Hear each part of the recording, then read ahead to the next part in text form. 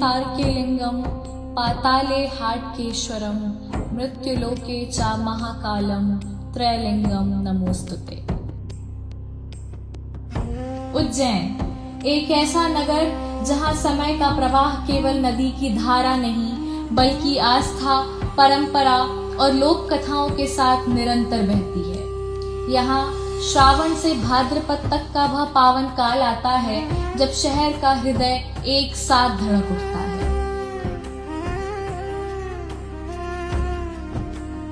सृष्टि के आरंभ से लेकर कलयुग के इस पड़ाव तक जब भी सनातन संस्कृति, शिव भक्ति और मोक्ष की बात होती है तब एक धाम स्वतः स्मरण में आ जाता है, महाकाल। वह महाकाल जो कालों के भी काल हैं, समय के स्वामी हैं और जो अपने भक्तों के लिए स्वयं मृत्यु के भय को भी हर लेते हैं। शिप्रा के पावन तट पर स्थित उज्जैन की कालजयी धरा पर महाकालेश्वर ज्योतिर्लिंग एक ऐसा आध्यात्मिक स्तंभ है जो प्रतिवर्ष लाखों भक्तों की आस्था और जिज्ञासा का केंद्र बना रहता है। समय और मृत्यु के महाधिपति के रूप में प्रतिष्ठित यह मंदिर भौगोलिक दृष्टि से कर्क रेखा और शून्य देशांतर के दुर्लभ मिलन बिंदु पर स्थित है, जिसे आदिकाल से ही पृथ्वी की नाभि माना जाता है। अन्य ज्योतिर्लिंगों से भिन्न इसका अलौकिक दक्षिण मुखी स्वरूप इसे प्राचीन तांत्रिक परंपराओं का केंद्र बनाता है, जो पुरातात्विक गरिमा और पौराणिक गाथाओं का एक अद्भुत संगम है। 6ठी शताब्दी में कुमार सेन द्वारा स्थापित और 18वीं शताब्दी में मराठा योद्धा राणोजी शिंदे के संरक्षण में पुनर्जीवित यह पावन धाम सदियों से अपनी स्थापत्य कला और गौरवशाली परंपराओं को संजोए हुए है। इस चलचित्र के माध्यम से हम उस चिरंतन ऊर्जा का स्मरण करते हैं जो नित्य भस्म आरती के रूप में ब्रह्मांडीय लय को नियंत्रित करती है और जहां समय का चक्र भी भक्ति की महिमा के आगे नतमस्तक हो जाता है।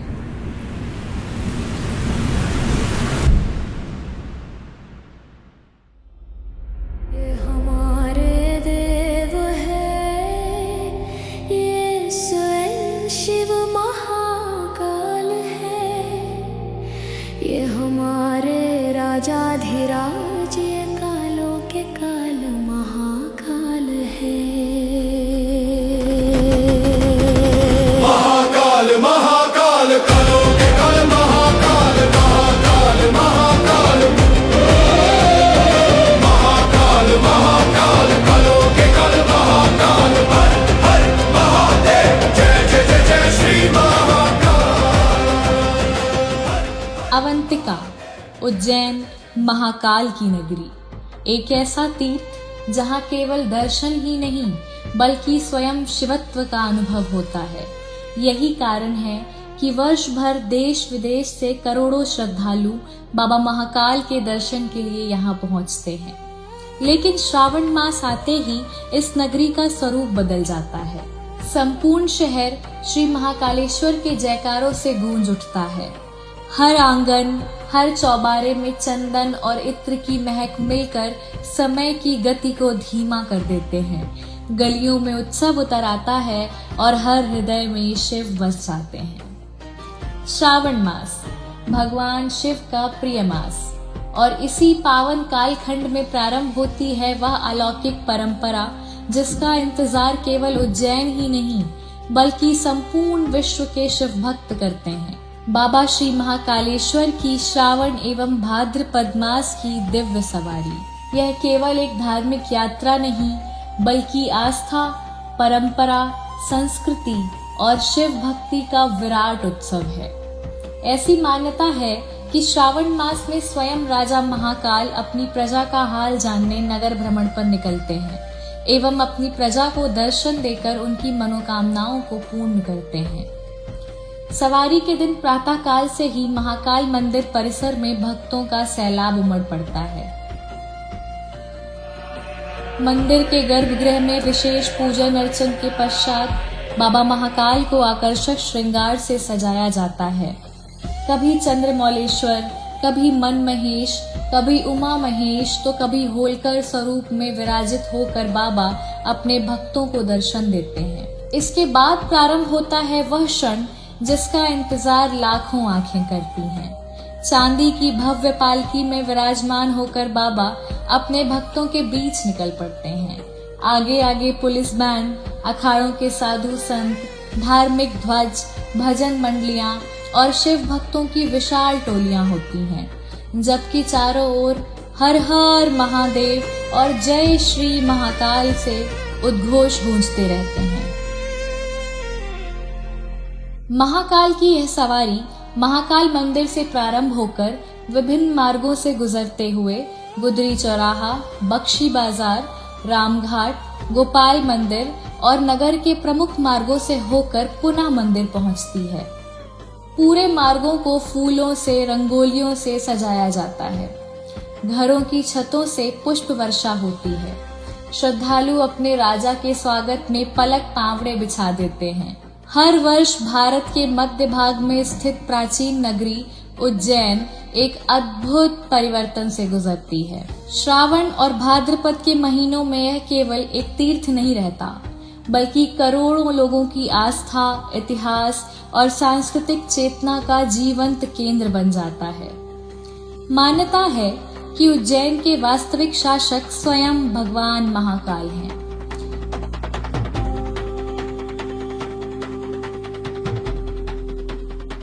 सवारी प्रारंभ होने से पहले मंदिर परिसर का सभा मंडप वैदिक अनुष्ठानों का केंद्र बन जाता है। वैदिक मंत्रों की ध्वनि, घंटियों का कंपन, धूप और चंदन की सुगंध और हजारों श्रद्धालुओं की प्रतीक्षा, यह सब मिलकर एक ऐसे वातावरण का निर्माण करते हैं जहां मानो कुछ क्षणों के लिए समय ठहर गया हो। अनुष्ठानों के पूर्व होने के बाद भगवान विभिन्न स्वरूपों में विराजित होते हैं। श्री मनमहेश, श्री चंद्रमौलेश्वर और शिव तांडव। ये केवल धार्मिक स्वरूप नहीं, बल्कि भारतीय दार्शनिक परंपरा में शिव के विविध आयामों का प्रतीक भी है।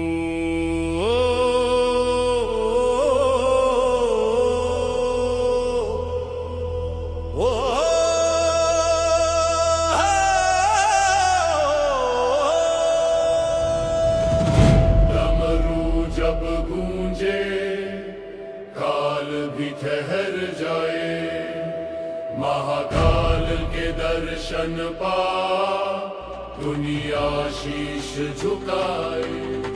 मंदिर का मुख्य द्वार खुलता है, पालकी आगे बढ़ती है और उसी क्षण आधुनिक प्रशासन और प्राचीन परंपरा का एक अनोखा संगम दिखाई देता है। सशस्त्र पुलिस बल द्वारा भगवान को गार्ड ऑफ ऑनर दिया जाता है। दुनिया की बहुत कम स्थानों पर आस्था और शासन का एक ऐसा प्रतीकात्मक मिलन देखने को मिलता है। महाकाल की सवारी में प्रशासन का समन्वित प्रयास भी देखने को मिलता है, जो संपूर्ण आयोजन को व्यवस्थित, सुरक्षित और श्रद्धालु हितैषी बनाने में अहम भूमिका निभाता है। सवारी नगर के हृदय से होकर गुजरती है। सकरी गलियां, ऐतिहासिक बाजार, प्राचीन भवन और उनके बीच उमड़ता हुआ मानव सागर, हर मार्ग एक विशाल दर्शक दीर्घा में परिवर्तित हो जाता है। लोग घंटों पहले अपने स्थान सुरक्षित कर लेते हैं, कुछ छतों पर, कुछ घरों के झरोखों में, तो कुछ सड़क के किनारे खड़े होकर अपने आराध्य की एक झलक पाने को आतुर। और फिर जयकारों की वह लहर उठती है जो पूरे नगर को एक ही भाव में बांध देती है। जय श्री महाकाल, हर हर महादेव।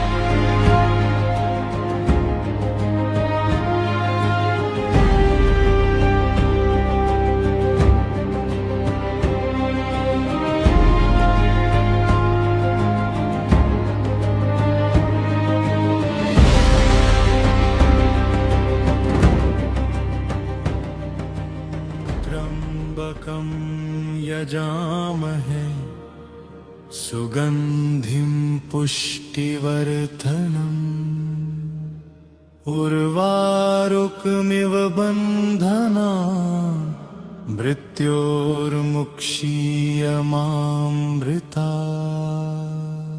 हर हर महादेव। जय श्री महाकालेश्वर।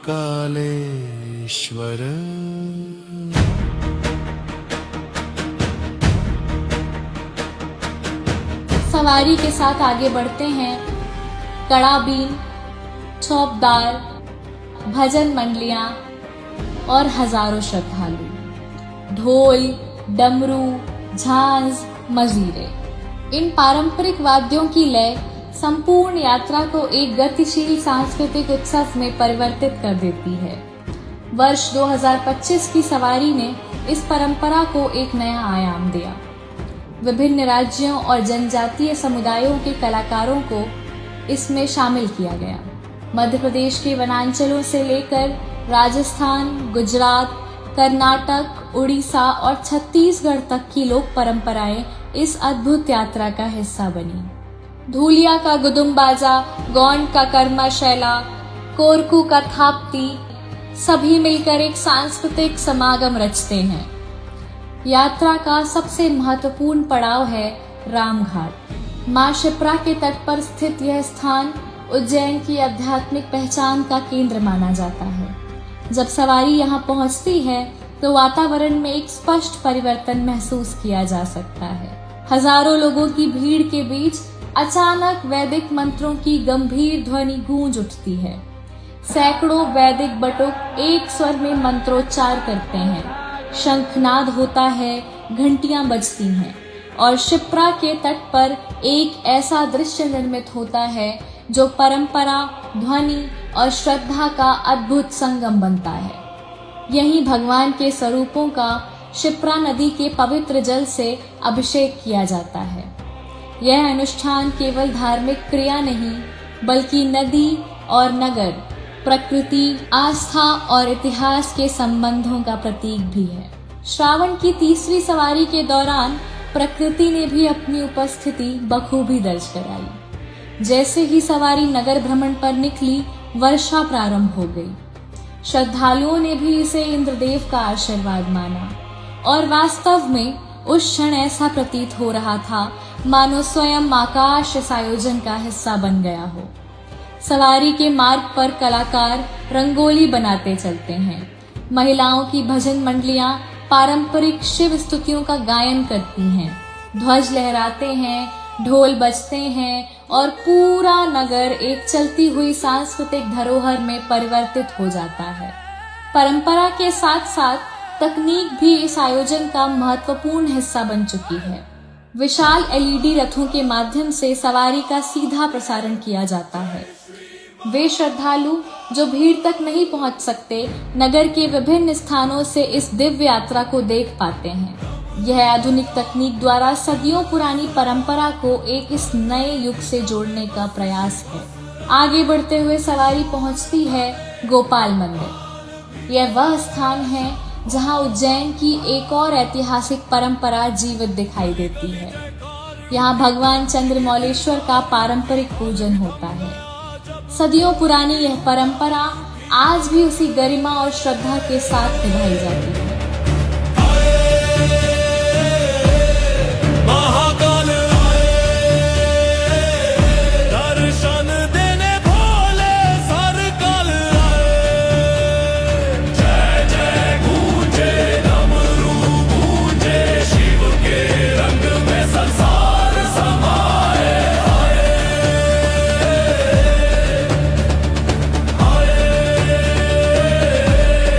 महाकाल सावन में कृपा की गंगा बहाए। हर हर महादेव। सवारी में देवी देवता भी अपना रूप बदलकर सम्मिलित होते हैं। मान्यता है कि जैसे आस्था, श्रद्धा और दिव्यता एक ही प्रवाह में मिलकर भक्तों को आशीर्वाद देने स्वयं उतर आई है। श्रावण का महीना सदियों से भगवान शिव की आराधना का काल माना जाता रहा है, लेकिन उज्जैन में यह आराधना केवल मंदिरों के गर्भगृह तक सीमित नहीं है।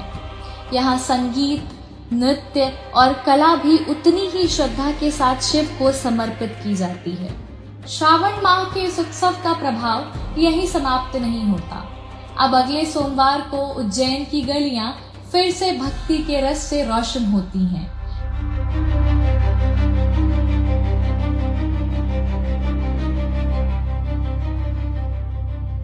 क्योंकि समय आ चुका है राजसी सवारी का।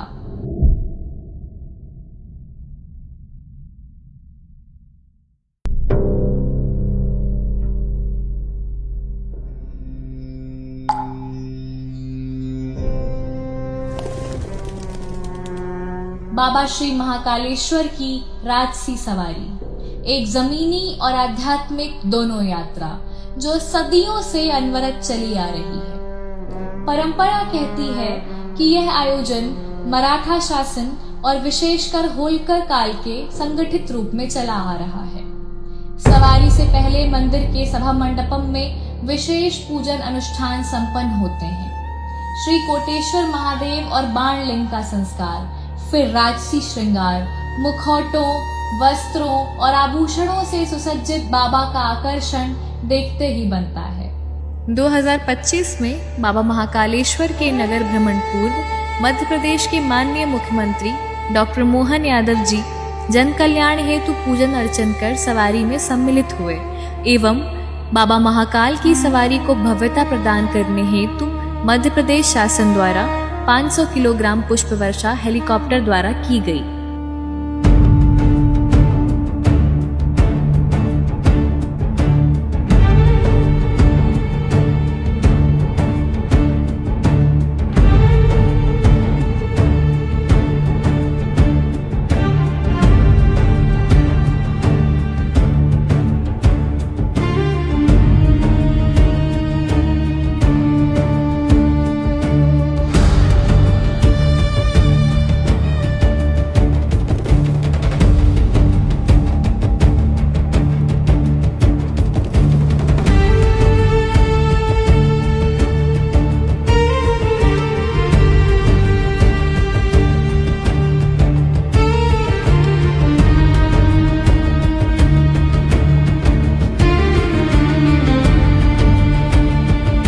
रजत पालकी में चंद्रमौलेश्वर विराजमान हैं, गजराज पर मनमहेश, गरुड़ रथ पर शिव तांडव। प्रत्येक रूप अपनी भाषा में भक्तों से संवाद करता है।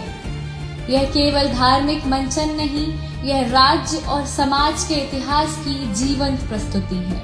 रात के लगभग 9 बजे शहर फिर लौट आता है उसी केंद्र की ओर जहां आरंभ हुआ था एक ना भुलाए जाने वाली यात्रा का वृतांत।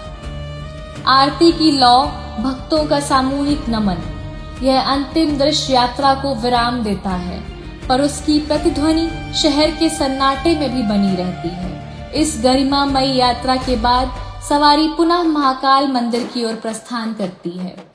बाबा महाकाल की सवारी का अद्भुत हिस्सा उन अनगिनत व्यक्तिगत कथाओं में बसा है, जैसे वह वृद्ध जो हर साल तन मन लेकर आते हैं, या वह युवा जो लोक नृत्य के माध्यम के साथ अपनी पहचान जोड़ता है। हर चेहरा, हर कदम, हर गीत इस आयोजन को सिर्फ एक धार्मिक अनुष्ठान नहीं रहने देता, यह उज्जैन का उत्सव, इतिहास का जीवंत लेख और मानवीय आशा का ध्वजवाहक बनता है। और शायद यही कारण है कि जब यह यात्रा समाप्त होती है तो लाखों लोगों के मन में एक ही भावना शेष रह जाती है, अगले वर्ष फिर से अपने राजा के नगर भ्रमण की प्रतीक्षा। जय श्री महाकाल। भाग्य जगाए